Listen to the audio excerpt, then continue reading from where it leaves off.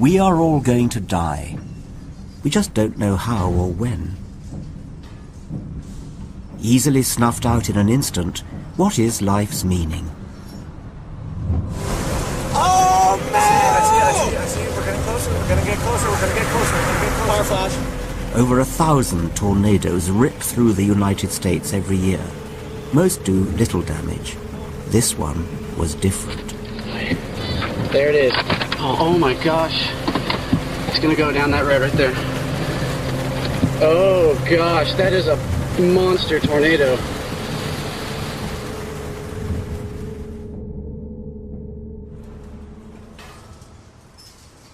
Right up there on the back wall, that was the sanctuary, and that's where the altar was. Behind that was the house that I was in, just real close to it. The tornado destroyed the city of Joplin, Missouri, and killed 162 people. That was Greenbrier Nursing Home, and there were 5 people died. Terrible sight. It's an awful sight. In the face of catastrophe, this Catholic priest finds comfort in his religious faith. I have to believe there's a plan, and that God is going to accomplish something through this. I feel like God is doing something for us. I think we have to see somewhere a higher power. Father Monaghan's faith must have been tested to the limit by this terrible experience. For those of us who don't believe in any kind of gods, how do we cope?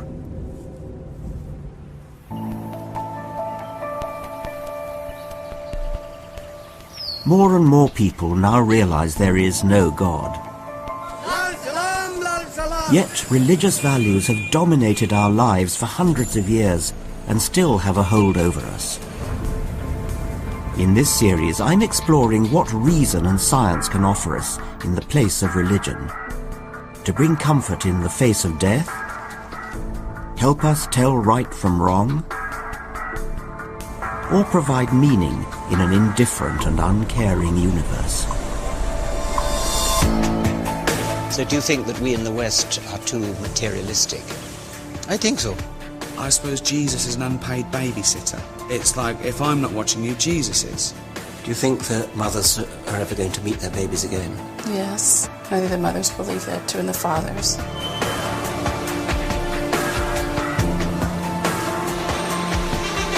If there is no God, what is the meaning of life? Some of the greatest minds in history have battled depression and even toyed with suicide, struggling to answer the ultimate question that we all face. What's the point? For many, there is no point if there is no God. One of the questions I'm most often asked after giving a lecture is, why do you bother to get up in the mornings? This film is my attempt to answer that question.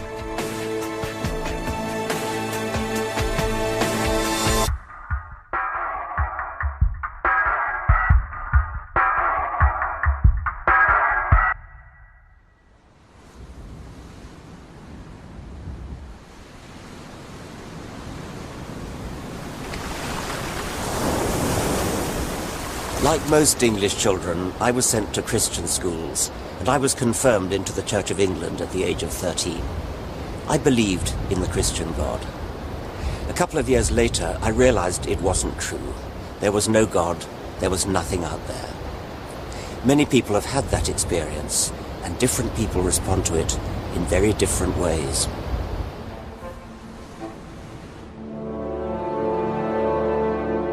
One of the oddest reactions to facing up to life without God was that of the great Russian novelist Leo Tolstoy. Like me, Tolstoy was brought up a Christian and as a young man lost his faith. He had wealth, a family, and celebrity status thanks to his novels War and Peace and Anna Karenina. But in his late 40s, he began to question everything. Tolstoy was in despair, staring into an abyss of suicidal depression. He could find no answer to what tormented him. Why do I live? Is there any meaning in my life that will not be annihilated by the inevitability of death? Desperate to believe that life had a greater purpose, Tolstoy scoured philosophy and the sciences for what it might be. But his torment only deepened. You are a temporary, incidental accumulation of particles.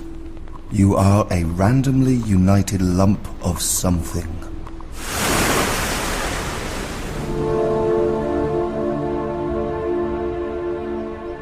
Eventually, Tolstoy found an answer and stepped back from the abyss.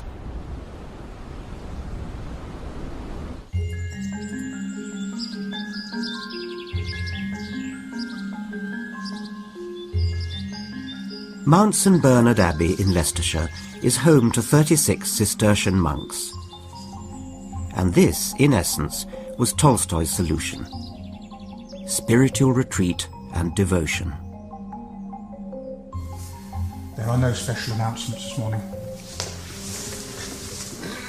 Our order is what's called a contemplative order, so we stay within the confines of the monastery. We don't have schools, hospitals or parishes. We stay within the monastery. And you're silent for part of the day, is that right? We are for a good part of the day, especially in the early morning. Yes. So the library's just up here. Yes. Oh my, this is very nice. It is a very nice Yes. library indeed, yeah. Yes. Yes, yeah. Like Tolstoy, these monks live between two worlds. Their library is better than I would have expected. Stephen Hawking's universe, just 6 numbers. Carl Sagan, excellent. Yeah. Very good. Oh, I wish I brought some of my books to present to you. Oh, there's one there. We have it there. Oh, really? Yeah. Richard Dawkins, Modern Science Writing. Oh, excellent. Yeah, Good. Oxford Book of Modern Science Writing. Very good. there may be others. Yes. Well, I won't do that usual thing that authors do of looking for them.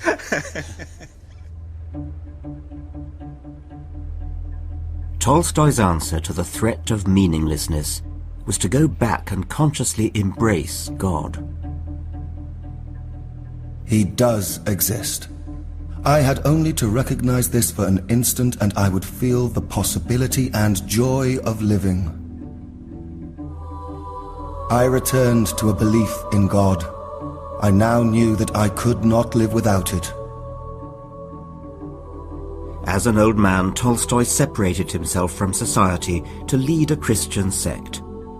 He ended up, like these monks, a religious recluse. But I want to know, can a person find meaning and fulfillment devoting himself to spiritual life? Brother Michael, one of the youngest monks in the order, has, like Tolstoy, given up the world and earthly possessions. My life I direct towards God and finding a relationship with God, and I find meaning in that. And as hopefully I grow towards God, I'll grow towards other people. And what do you miss about the life that you could have had? Well, this morning I had to go to the chemist, and on the way out there was a young lady with her child, and as they walked down the street they had Tigger the tiger holding between their hands. Tigger from Winnie the Pooh. Tigger from Winnie the Pooh, and it stirred my heart. My heart sort of... You feel you'd have liked to have had a child of your own? Yeah, it's just like, I've given up a family, which is part of the life. I worry that these men are running from reality and squandering their lives. Isn't facing up to the challenges of the real world what makes life worthwhile? Can you talk while polishing? Yes. Brother William gave up a career as a banker to join the monastery 10 years ago. The meaning of life for me is being there for other people. Yes. And it's a sacrifice that I'm willing to make. But if you want to do good to other people, it seems a slightly odd way to go about it, to shut yourself away in a monastery. I mean, couldn't you do more good if you were out there in the outside world? You can see how our prayers affect people's lives and how they've come through a personal problem, that they've felt our support here. These monks find meaning in devotion to God, in prayer and solitude.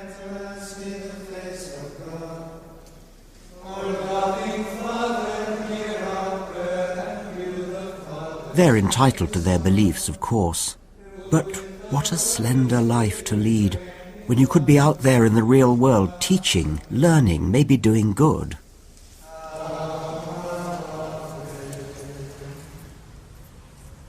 It seemed to me to be a sort of sadly inadequate life. Not really a life at all. Just very, very sad. Of course, I don't believe in God, but I do understand Tolstoy's predicament. I just don't see how cloistering yourself away like this can add meaning to life.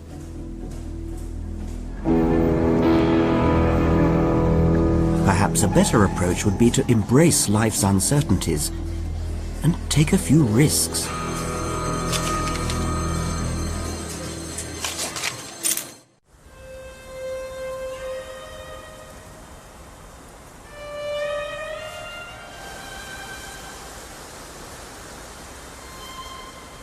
Many of our greatest minds have struggled with the idea that if there is no God, life has no meaning. One of the bleakest reactions was that of Graham Greene. Greene was, of course, to become one of the great Catholic writers of the 20th century. But as a young man, he was agnostic. He was also reckless and extremely bored. He carried what he called his war against boredom to a shocking and dangerous extreme.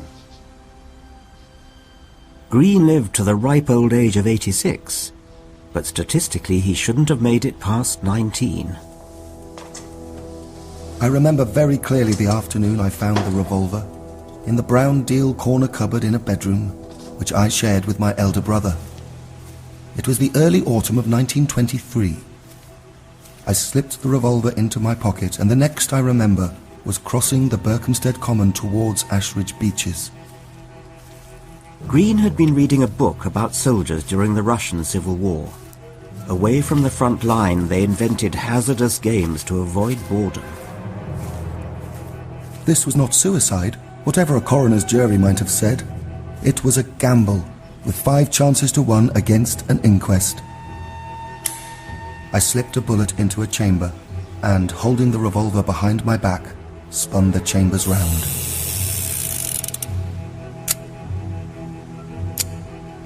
I put the muzzle of the revolver into my right ear.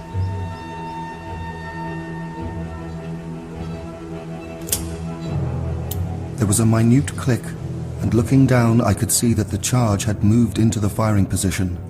I was out by 1. Graham Greene lived by chance. He had absolutely no control over the outcome when he pulled the trigger. What Greene did was utterly crazy. No matter how bored I was, I would never trust my life to chance in such a way. But the reality is that we have less control over our lives than we might like to think.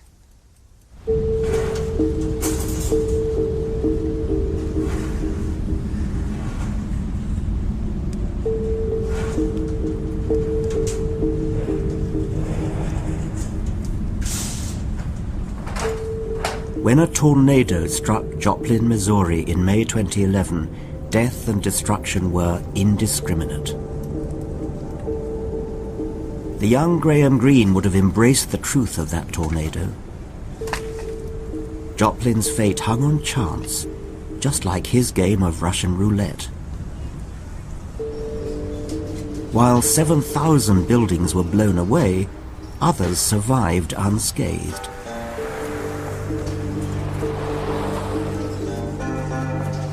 There is tremendous survivor's guilt in the community. That I hadn't experienced before. Survivor's guilt meaning, why did I survive? Why did I when survive somebody and someone else died? died? Yes. Why did that little child die? I'm 70 years of age. Why didn't you take me, God? Why should that mother lose that child? But do you think he could have stopped the tornado? Of course he could stop. He could stop anything he wants. So why didn't he? Because we don't understand. It's a mystery. It's a mystery. He is a mystery, and I can't intellectually explain that. But do you think he could have stopped the tornado? Of course he could stop. He could stop anything he wants. So why didn't he? Because we don't understand. It's a mystery. It's a mystery. He is a mystery, and I can't intellectually explain that. And if someone tries to do that, they're going to come to a dead end and say it makes no sense. It's almost moving the way religious people struggle, twist and turn to find some excuse for this, some sort of meaning, some part of God's plan. If it was part of anybody's plan, what an unthinkably awful plan it would have to be. But even if you're an atheist, the idea of living or dying by chance alone is hard to accept. Atheists may think they've given up God, but it's only human to cling to the idea that things happen for a reason. If you look at misfortune and fortune in human life, in the universe generally, there is no pattern. There's no pattern as relates to people. The pattern is entirely related to physics. The universe has exactly the properties we'd expect if there was no plan, no design, no aim, just blind, indifferent forces of nature.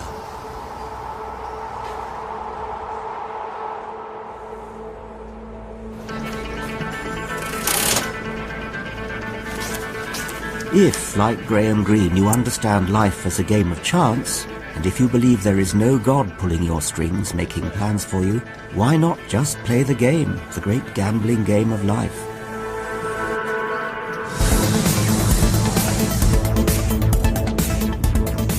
Unbelievable place. It's sort of trying to be the seven wonders of the world. Look at that medieval castle there. There's the Statue of Liberty. I know there's a replica of Venice somewhere. There's the Chrysler Building. I'm often told that my vision of a godless future is just as devoid of meaning as Las Vegas. That without God, all you're left with is materialism and mindless slot machines. But I've come here because I think Las Vegas reveals something fascinating. Humanity's deep-seated belief that we can prevail over chance. People come here filled with hope. Everybody knows that the casinos have a terrific markup percentage for the house, and yet they still go on feeding that hope and feeding the slot machines and losing their money. Hey, Richard. How's it going? Okay. Hey, you winning? No, I lost every time. Oh, my God. Well, now your luck's going to change, because I know physics. Okay. He may look like a card sharp, but the gentleman in the shades is actually a physicist. Leonard Mlodinow is fascinated by how human beings are incapable of understanding chance. 32. I won and I lost. When people are playing these games we see around us, am I right that many of them, even if there's absolutely no bias, say, between red and black, there are many people who will say, oh, well, it's been red, red, red, red for such a long time, it's black's turn. That's right. That's right. That's called a gambler's fallacy. The gambler's fallacy. People, well, if you flip a coin a zillion times, you're going to get about half a zillion heads and half a zillion tails. So people, the way their thinking goes, I think, if they bother to logically think about it, is that, okay, I've seen 10 tails in a row. So if it's going to be half heads and half tails, the heads better catch up. Yes. That's not the way it works. Okay. You could throw it a zillion times and get all heads. The point about our brain is that it insists on seeing order, meaning and pattern, even when there is none. It's a very human characteristic to fool ourselves that we are in control. In today's world, it seems that we make more mistakes seeing patterns that aren't there rather than missing patterns that are there. In fact, there's a really great experiment on that. They put a rat in front of a red light and a green light, and the red light and green light flash without any pattern at random, but the green light flashes 75% of the time, and the red light flashes 25% of the time. And the rat, if it guesses correctly, which is going to flash, it gets a little sugar water. So when they let the rats do this, they see after a while that the green light is flashing more than the red light, and they just start guessing green, green, green, green, green every time. And they get it right 75% of the time, and they're happy with that.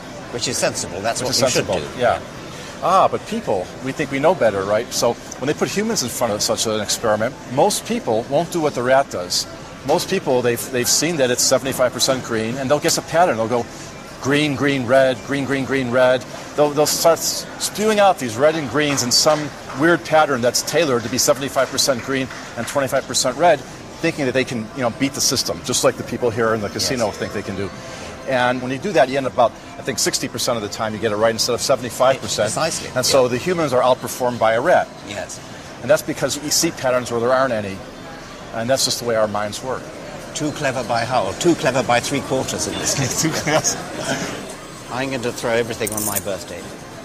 Yours is the 26th? Yeah. Mine is the 26th. Oh, wow. Both our birthdays are the 26th, so... 26 is even, so I'm going to win that too. Maybe I should put this on odd. Perhaps this is part of the explanation why religion evolved in the first place. It satisfied our desperate desire to find meaning and order in the chaos. In playing the ultimate game of chance, Russian roulette, the young Graham Greene grasped what so many of us fail to. There is no pattern. 26. We have no control. Ooh, we came so close. Greene took his chances and pulled the trigger on another 5 occasions before the effect of what he called his adrenaline drug wore off. What Greene did may seem crazy, but there is a grim logic to it. Seize the reins, dance with death. You're going to die anyway. Happily for Greene, he beat the odds. Greene would later convert to Roman Catholicism, but Russian roulette of a kind stayed with him. As a journalist and spy, Greene risked his life in numerous war zones. The fear of ambush served me just as effectively as the revolver from the corner cupboard in the lifelong war against boredom.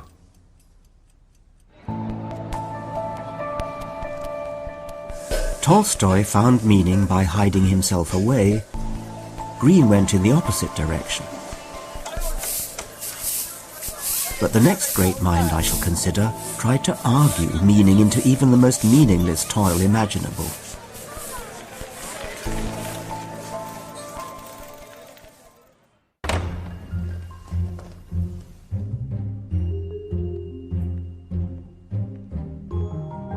More and more of us now do not believe in God or life after death. We live and then we die, and that's it. We are born by chance, and our lives are shaped by chance events. I know this is a difficult pill to swallow for many people, especially those for whom religion still has a hold over their lives. Many people have struggled to come to terms with the reality of a purely physical universe. So, how do we find meaning?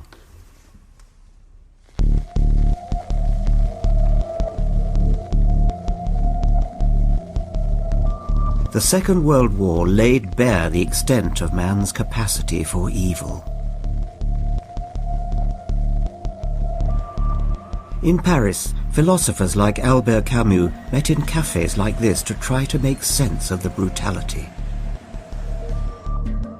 Without the aid of eternal values, it is legitimate and necessary to wonder whether life has a meaning. Camus was interested in what he called the absurd, that our life must have meaning for us to value it, but we live in a world that offers no meaning. Unlike Tolstoy and Graham Greene, Camus rejected religion as a source of the meaning he craved. He found inspiration in another myth, the story of a man whom the ancient Greek gods had cursed.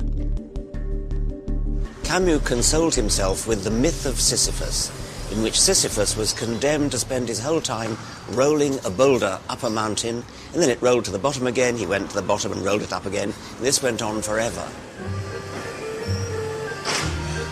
For Camus, accepting even this most futile and repetitive of tasks and not giving up, itself had value. The struggle itself towards the heights is enough to fill a man's heart. We must imagine Sisyphus happy. Camus took comfort from this because by going to the bottom of the mountain again and rolling the stone back up, he was at least doing something. But can we really find meaning in futile work? Sisyphus may seem admirable to a French intellectual, but I don't see the appeal of resigning oneself to life's injustices.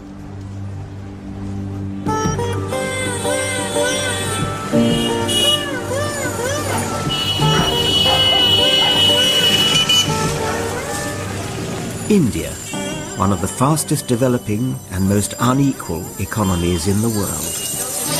The human condition doesn't come much more human than this, or much more extreme. Everything's going on, the noise, the bustle, it's like an ant-heap of activity. It's a terrifying, yet rather a moving sight.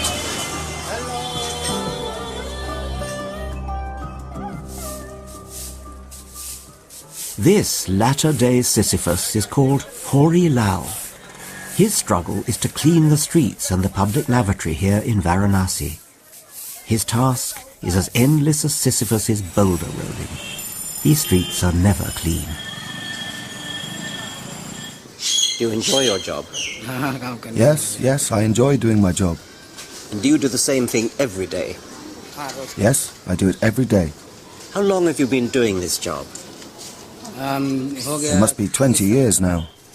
What hope do you have for the future? What hope can I have?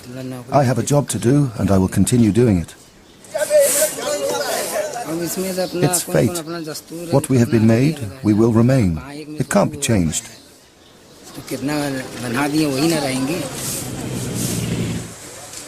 I suppose there is something a bit inspiring about Hori Lal's cheerfulness and good humour in the face of life's hardships. Perhaps it's what Camus saw in the myth of Sisyphus, and it's certainly a wonderful antidote to us whingers in the rich West when we dare to moan about patchy mobile phone reception or the cost of supermarket food.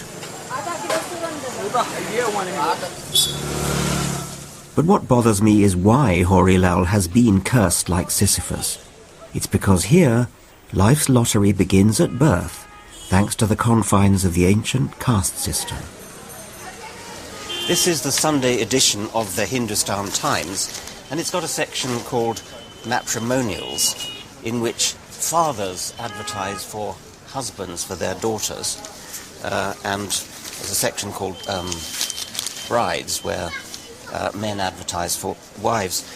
And the men are usually described as handsome. The women are often described as homely, which I presume means home-loving. But a curious thing about this matrimonials page is the way it's classified. There are headings like Brahmin and other names from the ancient Hindu caste system, whereby society is stratified into levels, into separate castes, which are not supposed to marry each other.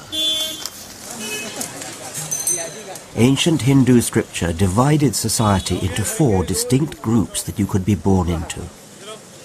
Scholars, warriors, merchants, and labourers. Falling outside this system were the Dalits, the untouchables, who, like Hori Lal, were condemned to shovel the excrement of the higher castes.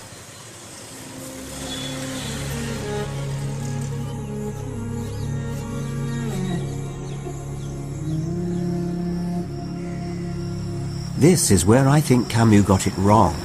Rather than accept fate, surely meaning is found when we revolt against outrageous fortune. Mahendra? Yes. Very nice to meet you. Please come. Thank you.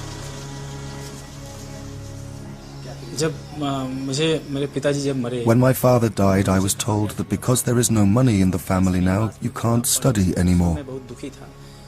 At that time I was very sad because I had this dream from the start, I have to study. Like Hori Lal, Mahendra is a Dalit. His father died when he was 14 years old, leaving the family penniless. Mahendra spent the next 4 years working as a bonded labourer weaving saris. But unlike Sisyphus, Mahendra defied the gods and threw his boulder away. I had to face so much discrimination in the society for being a Dalit that I felt education could be a good medium to get out of the system. A lot of people in your position would probably have given up, and I hugely admire you for not giving up. But what drove you at that time? I had always felt that I have to become a part of the mainstream society. And that is why I have this thing that I have to study a lot and earn money so that I can reach mainstream society.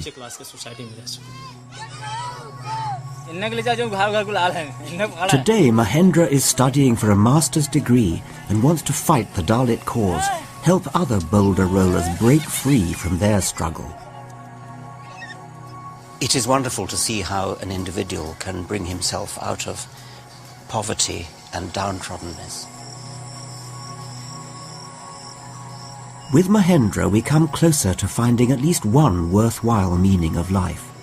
He is creating his own meaning, but it has a deeper purpose, making a difference to others as well.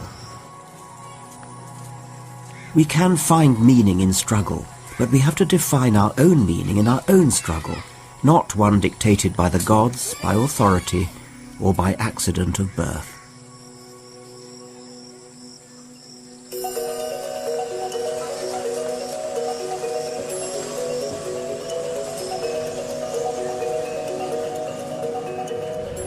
So I think meaning is subjective, something personal we may not all agree on, but that shouldn't be an invitation to egotism or self-absorption.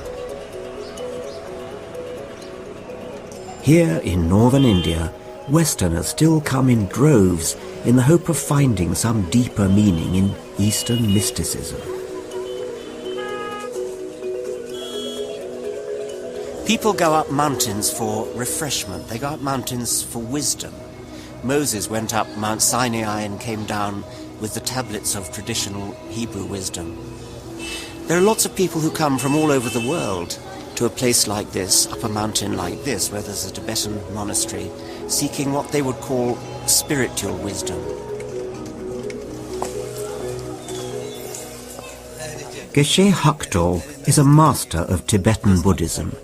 He's the Dalai Lama's official translator and archivist.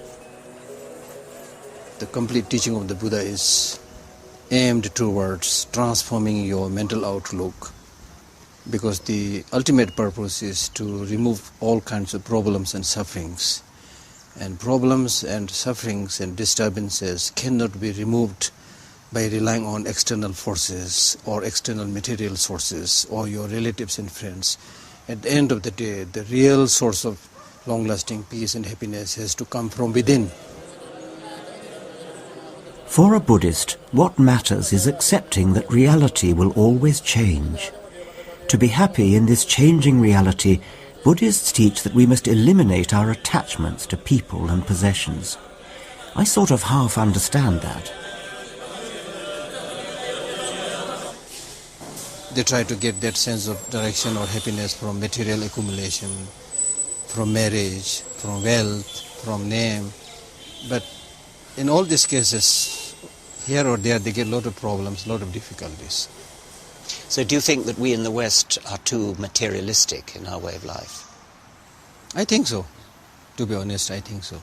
I think I would agree with you that, that one doesn't want to devote one's life to accumulating material, sort of hedonistic happiness.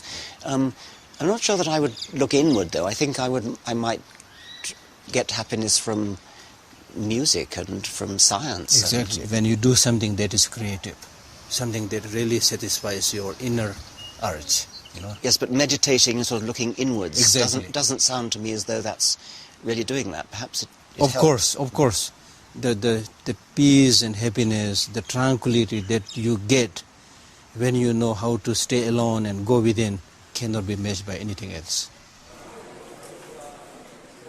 While I agree that an unhealthy consumerism dominates our lives today, how convincing is it that we should detach ourselves from the real world through meditation?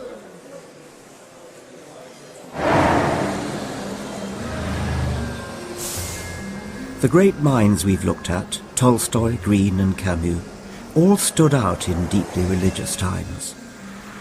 But we are now at a point in history, in the West at least, when more people than ever are atheist. So, if we are finally shaking off the influence of God, how nowadays do we find meaning? I'm going to talk to an outspoken satirist of modern life. That's that. No. Yes. That's that. Religion is that. No.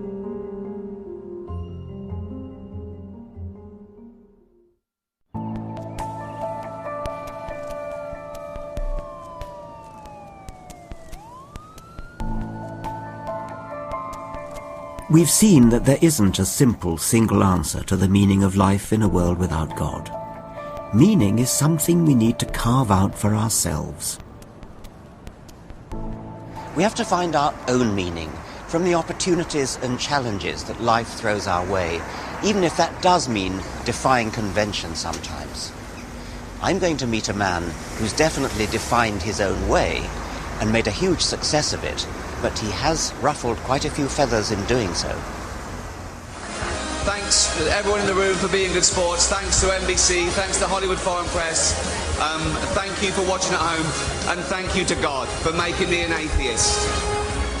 When I signed off the Golden Globes by saying, and thank God for making me an atheist. Now clearly that was a play on words. It was a little bit of a redressing the balance to everyone who thanks God for winning an award. I've never seen so much outrage as thanking God for making me an atheist. Now, correct me if I'm wrong, if God exists, he did make me an atheist, didn't he? Didn't he? Why did he do that? I read about that. It was astonishing. I mean, it really did cause outrage, did it? You usually have to murder and eat someone to get that much publicity in America. How funny. Yeah. How very funny. Yeah. You know, when did you first realise that you didn't believe in God?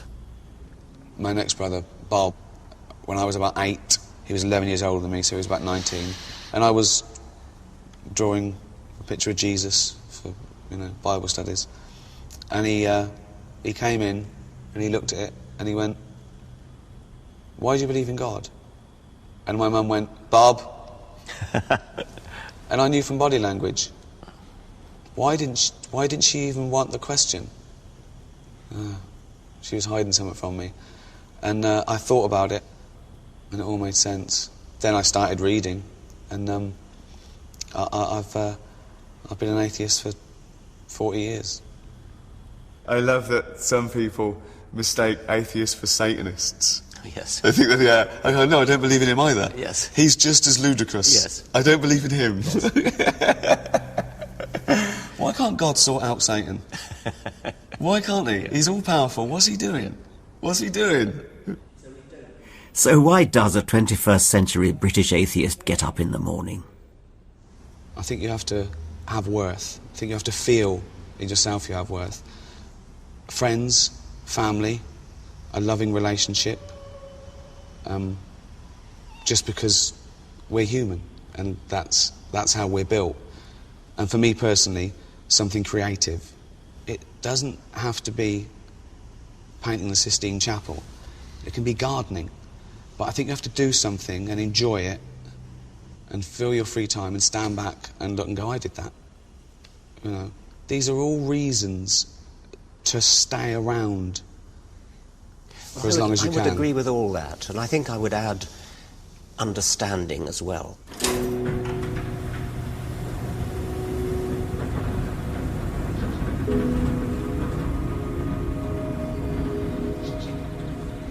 Religious believers tell me they're puzzled that non-believers like Ricky Gervais and me can find any meaning or purpose in a godless existence.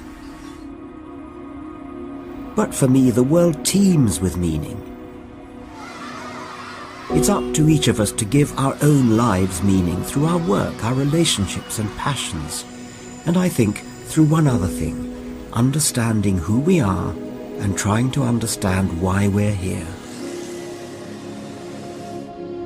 That has been the mission of Western science, the most important tool I believe mankind has ever invented. For centuries, human eyes could see clearly no further than a few miles. Telescopes enabled our eyes to leap outwards and see distant stars millions of miles away. Even better than that, a telescope is a kind of time machine. Because it takes light so long to reach us from a distant star, when you look at a distant star, you're looking backwards in time, maybe hundreds of millions of years. And if you look at a distant galaxy, you may be looking at the origin of the universe itself. You're looking at the very beginning of space and time, the Big Bang.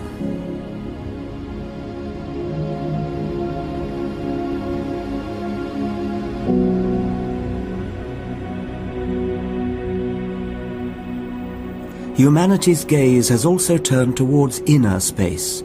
Microscopes have unlocked our understanding of the cells that make up all living things and revealed the world of the smallest and simplest organisms around us and in us.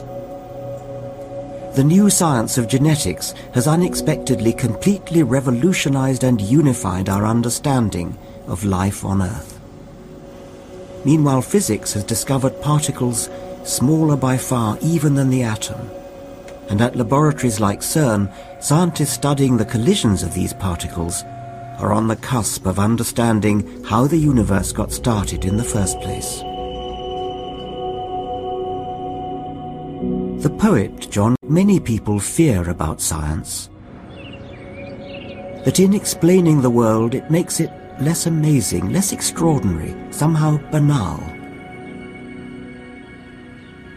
Philosophy will clip an angel's wings, conquer all mysteries by rule and line, empty the haunted air and nomad mine, unweave a rainbow. Keats could not have been more wrong. Isaac Newton's unweaving of the rainbow led directly to a massive deepening and widening of our understanding of the universe. It led to James Clerk Maxwell's theory of electromagnetism, and from there to Einstein's special theory of relativity. If you think the rainbow has poetic mystery, you should try relativity. Science does the opposite of making things banal. It's about unleashing curiosity and uncovering more mysteries to solve. We take so much for granted, we become anesthetized by our familiarity with what's around us. Science shakes off the anesthetic, and we look again with new and clearer eyes. If you found a bramble in your garden, you'd probably think it an annoying weed. But like every other plant and every other animal, it is an astonishing piece of natural engineering. A leaf is a chemical factory. It's a flat-roofed factory, and on the flat roof are solar panels gathering sunlight to drive the machinery of the factory. There are wheels, almost literally wheels, going round and round, biochemical wheels, driven by the energy from the sun and manufacturing food for the plant, sugars. And the sugars are then piped in this, what almost looks like a river system, into the central stem and into the rest of the plant. That's where all the food for the plant comes from. And even our food comes from that, because we eat plants, or we eat animals that eat plants. And so the energy that drives our bodies, every one of our trillions of cells, comes ultimately from the sun, and it flows down a river system like this, ultimately into us. It gets even better. The genetic code that's used by this plant is the same as the one that's used by you. Even 50% of the genes are the same. This plant is your cousin, just a weed. Some people would say that the scientific view is rather bleak and cold. Do you find it bleak? There's no God-fearing person of any religion who feels as much awe as me when I see a mountain or a tree. Or the stars. Or the stars. Or anything in science and nature and art. And you and I are privileged to be here to enjoy it, even if for a short time. That's a wonderful thought. We cherish this life. It's sacred. So enjoy it. this is all we've got. Yeah. And it's Make brilliant. the most of it. Make the It's most brilliant. Of it. It's amazing.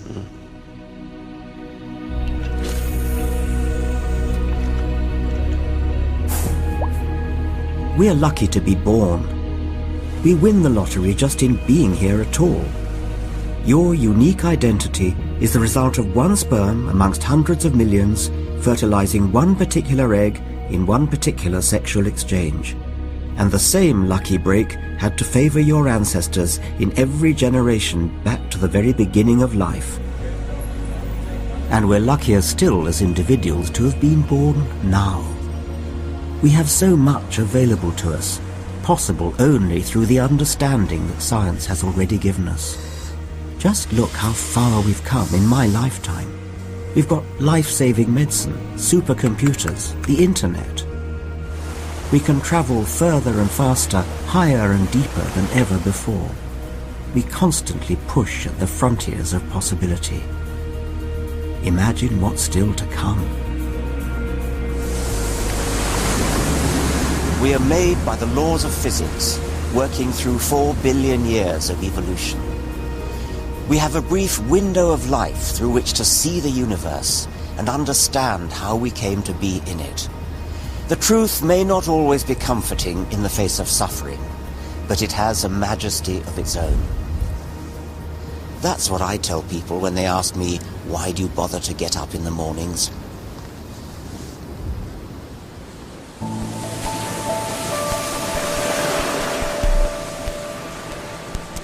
If you missed an episode or you want to watch it all again, Richard Dawkins' Sex, Death and the Meaning of Life is there on 4OD. Tomorrow at 9, Sarah Beanie's showing